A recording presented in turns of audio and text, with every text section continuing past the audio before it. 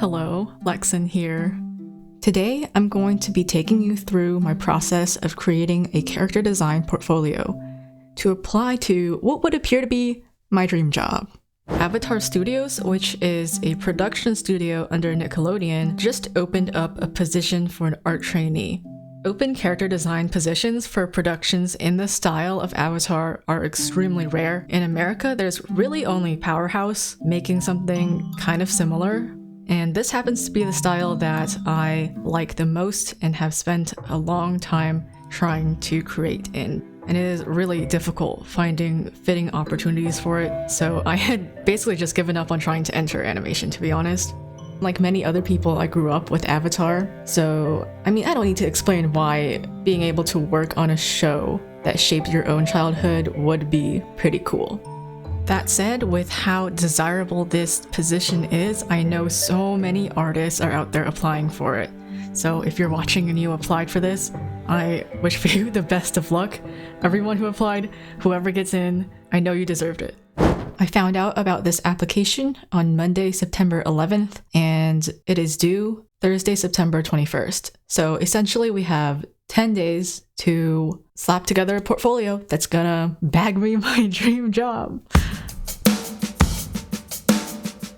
So the first thing I'm going to do is make sure that I understand very clearly what they're looking for. Alright, so I've gone ahead and made this easier to read and highlighted the parts that I think are the most important. In the end, I think they're looking for somebody who can easily adapt to the existing style of Avatar.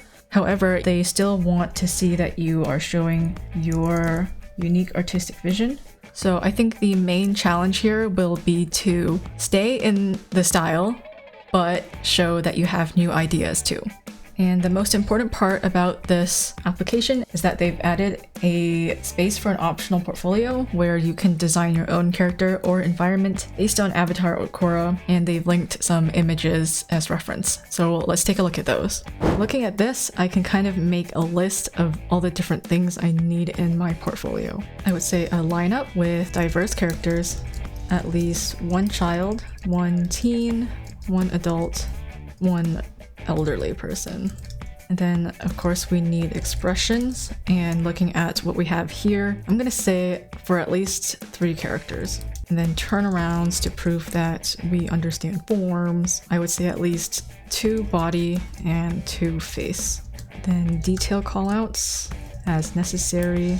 And then over here in the bottom right, this character has a pose interacting with another character, so I definitely want to show that I can do that. Pose/interaction. So this is my to-do list for the next week after looking at what they gave us. And yeah, on the application they said 1 character, but I want to do more because I simply don't have a portfolio for animation. And if my ideal project is Avatar, I might as well.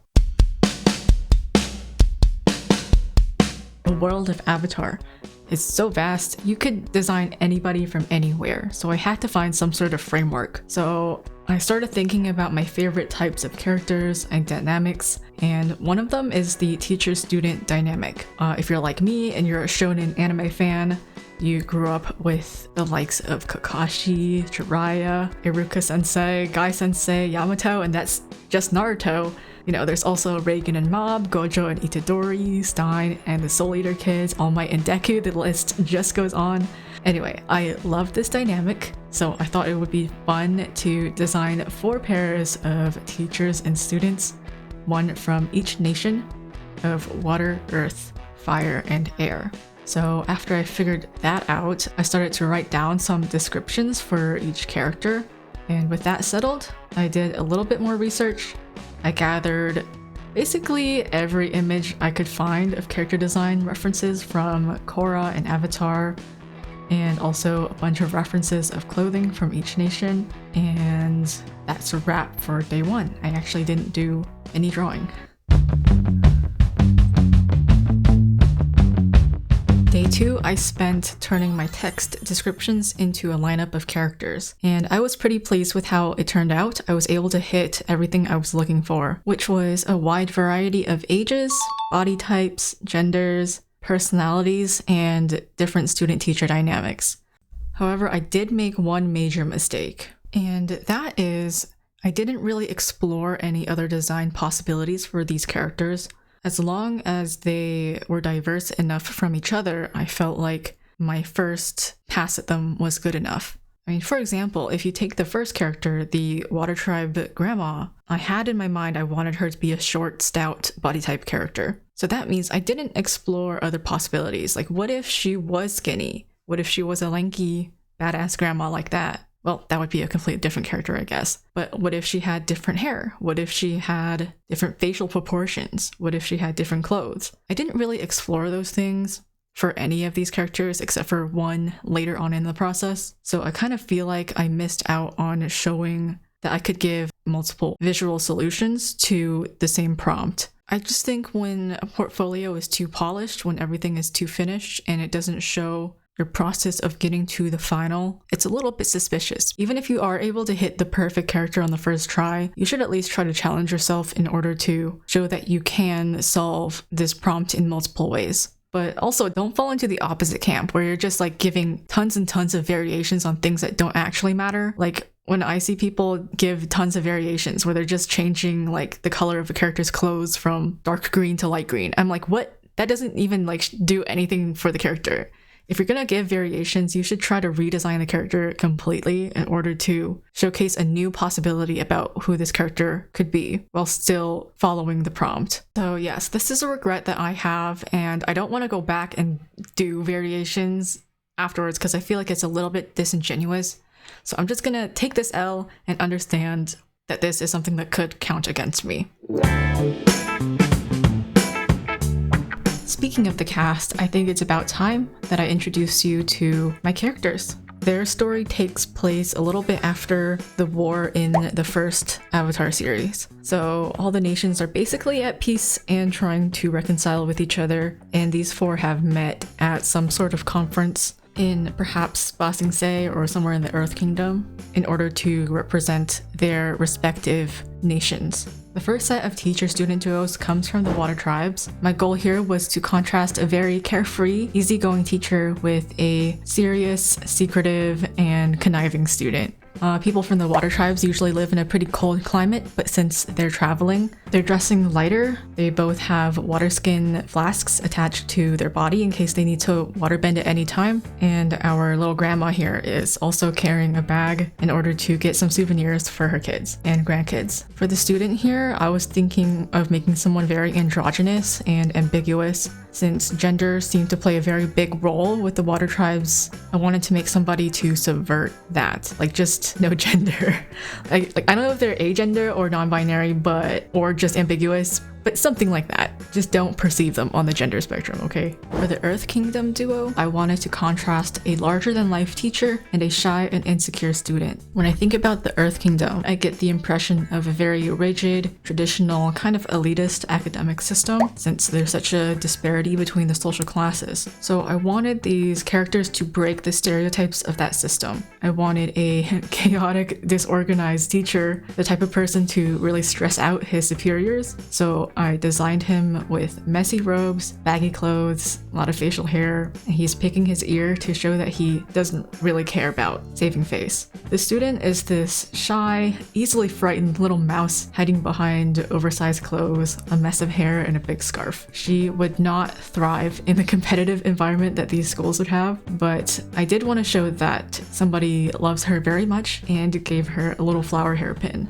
For the Fire Nation, I wanted to contrast a very tired teacher and a very enthusiastic student. My impression of the Fire Nation is that they're full of very intense, prideful, intimidating people. So I wanted to design characters that were not intense or intimidating. The teacher's just very tired. She's trying to be put together. She cares about fashion and makeup but just can't. She's got hair sticking out, eye bags, a slumped posture. For the student, she's not really the type of person you would normally picture to be doing firebending. She's got very friendly features and seems very caring and non-threatening. This duo gave me a lot of trouble. I was thinking, like, at this point, maybe I should just stop and focus on the water tribe in the earth kingdom and just give up on fire and air. I really was not vibing with the student design, so you'll see in the following days I do make some major changes to her. So for the airbenders, we need to do a little bit of ignoring the lore, because after the events of the original Avatar, there aren't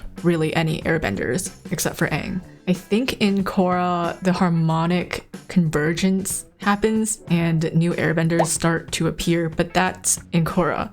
So let's just do some pretending and say that time is very ambiguous here, okay? For the airbenders, I wanted to contrast a very zen and perfect unbothered teacher with just a teenage boy who's like, a snotty, curious teenage boy. This kid is kind of fascinated about his teacher. He's like, there's no way anybody can be this perfect and unbothered. He's out to expose this teacher for being a regular human being. Alright, our lineup is done, but if we rewind to my to-do list from the first day, we still have to do expressions, turnarounds, detail callouts, and poses. So we are really just beginning. Technical skill does not equal substance. This is the second major lesson I learned while doing this, especially when I was doing the line art for all of these characters. I was starting to feel like I was using my technical skill as a crutch to mask the fact that I was not being very creative, nor was I taking very many risks with my designs at all. During this whole process, I was pretty focused on being able to hit the style, so I spent a long time tracing all the expressions and character designs from Korra. These were mostly done by Il Kwang Kim, Jin Sung Kim, and Ki Hyung Ryu. But then I was like, these guys, they're so good. But if the production already has access to them, why in the world would they pick me over them if I'm just like a more mediocre version of them? So I should try to put some of my personal style and touch into this project. And at this point, I was not sure how to do this since I had already finished the lineup. The time for exploration was kind of over. So the only thing I could do was to go all in on the acting, the interactions, the expressions, and hope that I was able to bring some substance in that area. So if you're a student or somebody trying to get into character design, I would prompt you to, yes, develop your technical skills. But those skills are just there to ensure that anything you make is fundamentally sound. The skills themselves are not the art. I finished my lineups on Wednesday, September 13th, and then I spent the next 5 days trying to infuse some substance into my characters. As somebody who does a lot of comics, this is my favorite part of character creation. My favorite part about Avatar was how much personality every single character had. Everybody, even the background characters or even the most deranged, traumatized characters, all had their own charms and were very entertaining to watch interact with each other. So my main goal with my portfolio was to be able to capture the same amount of down-to-earth personality that was present in Avatar. The most dire case of this was the Fire Nation duo. Like I said in a previous part of the video, I just really wasn't vibing with them at all. And I was trying to do some expressions and turnarounds for the student's face just to see if I could try to like her better, but it just didn't work. I think there was something wrong with the pose. It was too stiff and too awkward, and the forms were looking flat, and it just wasn't working for me. So I just started from scratch, and I decided to do a little bit more research, pull up some references from Southeast Asian sources on Pinterest, and just try to put more thought into her design specifically. I'm much more pleased with her new look, and I'm really glad I decided to do it over again. The next step was to develop the relationship between these two ladies. My initial idea was to make the student like a big fan of the teacher, somebody who is really enthusiastic and has a lot of energy towards a teacher who is just really tired and doesn't have time for her. But the more I drew them together, the more I started to think that their relationship was more equal. Maybe they have some shared hobbies like fashion and makeup. I even thought about what if the teacher was like actually teaching the student how to use firebending for beauty, and they were like in some sort of like cosmetic school or something like that. I am quite fond of the pose on the right where the teacher is helping her student dry her hair using some firebending.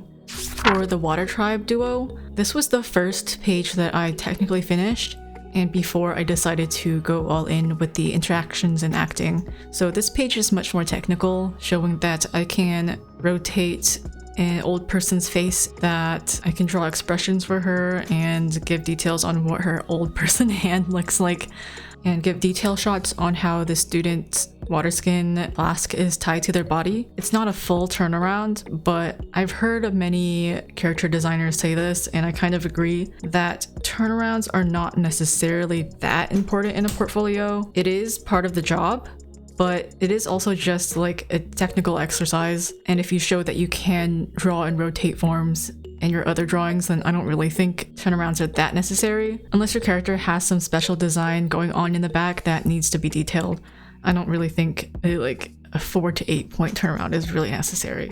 The Earth Nation duo is my absolute favorite out of all of the ones I did. I just think they're so silly. And these two changed a lot while I was trying to do expressions and interactions for them. I think the major change is that the teacher went from somebody who appears to not really care for a student that much to someone who definitely cares a lot, almost like a dad would care for his daughter. In the beginning, I kind of wanted to portray the student as somebody who is really overwhelmed easily, somebody kind of like Bocchi from Bocchi the Rock, who has all these crazy expressions and is always anxious and crying. But the more I drew her, the more I realized this isn't really who she is. This is just a little girl who is a little shy, but is not being mistreated or grieved on by anybody, especially not her teacher. For the airbenders, I will admit every time I got to them, I was like running out of steam after working on 6 other characters.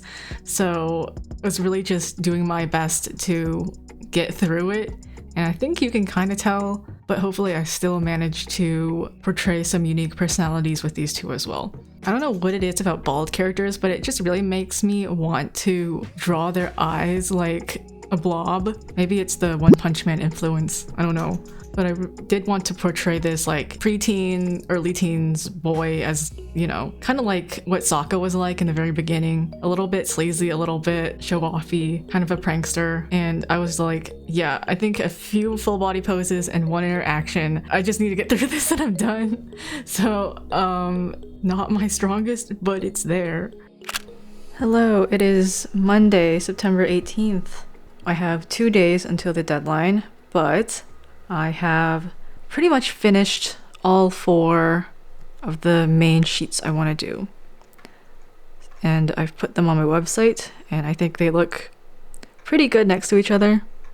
But there's still some more things I want to do. I want to do some rough work, like do some sketchy pieces where the characters are interacting like between each other. Like maybe the Earth Nation is interacting with the Water Nation, and it's just more clear like how they're under the same theme. Aside from this, I just uploaded my new video and I really enjoy reading the comments on this one. I'm glad that it is helping some people. Thank you for more than 200k on my last video. Thank you for 8,000 subscribers.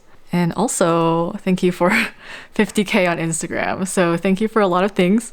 Oh, additionally, I also just got our first Patreon supporter, Hi Fish, who is not somebody I already know. So thank you so much, Fish. I really appreciate it. Feeling like we kind of accomplished a lot today. So that's why I wanted to give a real life update. Now, originally, I had wanted to do some combat poses. If you're gonna design benders, you probably want to show that you can draw them bending the elements, right? But I got really overwhelmed with like how to make this cool, how to make this unique. I want to combine all these dance moves into it because I like dance. What angle do I use? And then it just all became really overwhelming, and I realized like this actually is not substance. This doesn't tell me anything new.